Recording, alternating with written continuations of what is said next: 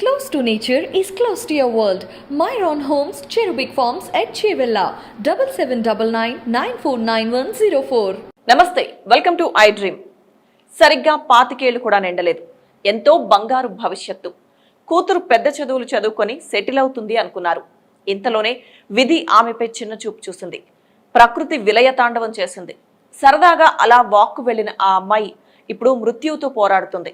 అవును, అమెరికాలో ఉంటున్న ఈ భారతీయ విద్యార్థి ఇప్పుడు కోమాలో ఉంది. ఉన్నత చదువుల కోసం అమెరికాకు వెళ్లిన భారతీయ విద్యార్థిని అక్కడ పిడుగుపాటుకు గురై మృత్యువుతో పోరాడుతుంది.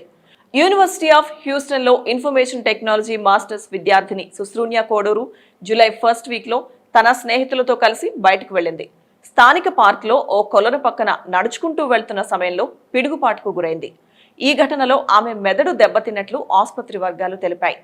సుదీర్ఘకాలం చాలా కీలకమైన వైద్య చికిత్స అందించాల్సి ఉంటుందని సుశ్రూన్య బంధువు సురేంద్ర కుమార్ తెలిపారు. ఈ మేరకు ఆమె వైద్య ఖర్చుల కోసం అలాగే కుటుంబ సభ్యులను పిలిచేందుకు అవసరమైన ఆర్థిక సహాయాన్ని కోరుతూ ఆన్లైన్లో గోఫండ్మీని ఏర్పాటు చేశారు. సుశ్రూన్య పిడుగుపాటుకు గురైన వెంటనే కొలనులో పడిపోయారని, ఆ సమయంలో 20 నిమిషాల పాటు గుండె లయ తప్పడంతో మెదడు దెబ్బతిన్నట్లు సురేంద్ర తెలిపారు. తర్వాత ఆమె కోమాలోకి వెళ్లిపోయారు.